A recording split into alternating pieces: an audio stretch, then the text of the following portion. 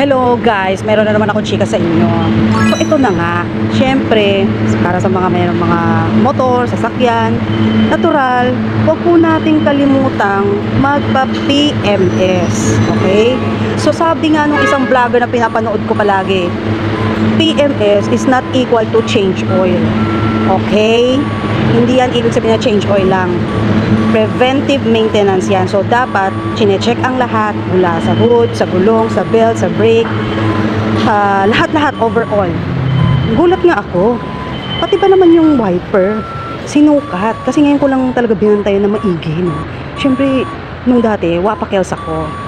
So, ano lang ako, sitting pretty lang ako dun sa lounge, di ba? Pa-aircon, pa-watch-watch ng movie, pa-kape-kape, di ba? So, eto na nga guys. Eto na ha. Ngayon, nag-decide ako magpa-PMS kasi dahil habang umaandar yung sasakyan, may naririnig ako na para bang may tumutunog na para, alam mo parang nakadikit na bubble gum doon sa gulong. So, alam nyo, bibiyahe kasi kami bukas sa malayo, pa probinsya. Buti na lang kamo tingnan nyo guys, tingnan nyo anong meron, tingnan nyo, yun nyo, napakalaki ng tornilyo yung pato na nandoon. So, tingnan nyo nangyari. Diba guys? Kaya kayo, pag may mga napupuna kayo, may mga napapansin kayo, huwag nyong hahayaan kasi mas maganda ng safe kayong bumibiyahe, di ba? Huwag, ingat-ingat palagi. Salamat. Mamaya ulit.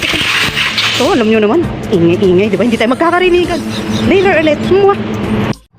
So, eto na nga guys. Meron naman akong chika. Hindi na ako pwede masyadong maingay.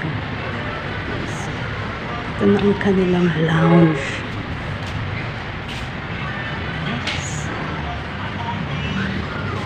Kaya ako sa inyo, magpa-PMS na kayo. Okay. Ang sarap ng mga couch dito. See? Kaka-relax pa ako.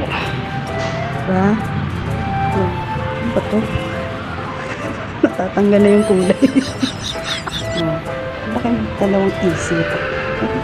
Kasama mo ako. Diba? Huwag kayong magdadalawang isip.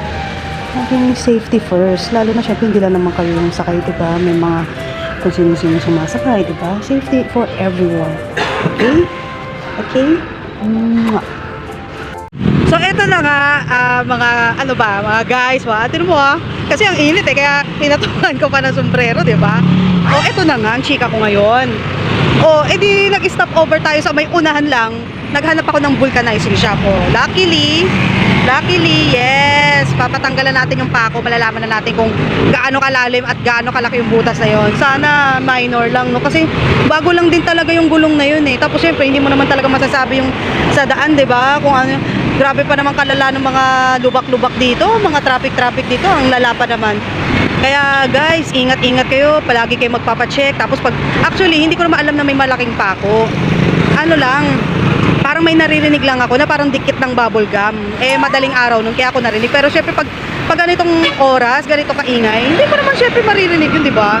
Kaya yun, ingat-ingat sa ating lahat. Bye! So, eto na nga, mga katropa peeps. Di ba, everyone?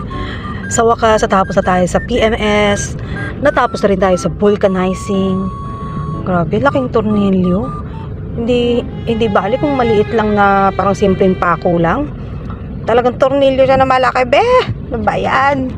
Kaya eto, inabot tayo ng siyam-siyam, inabot na tayo ng hapon. As usual, ano pa nga ba? O dito na naman, traffic. Diba? Stoplight pa lang ito, ha? O siya, pauwi na ako, Ingat-ingat sa lahat, ha? Sa lahat ng mga nasa daan. Okay, sa lahat ng mga nasa bahay, lahat mag-iingat.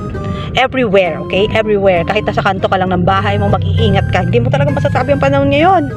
Diba? May mga ano-anong hindi nating inaasahang pangyayari. Kaya keep safe everyone. Approve. Mwah!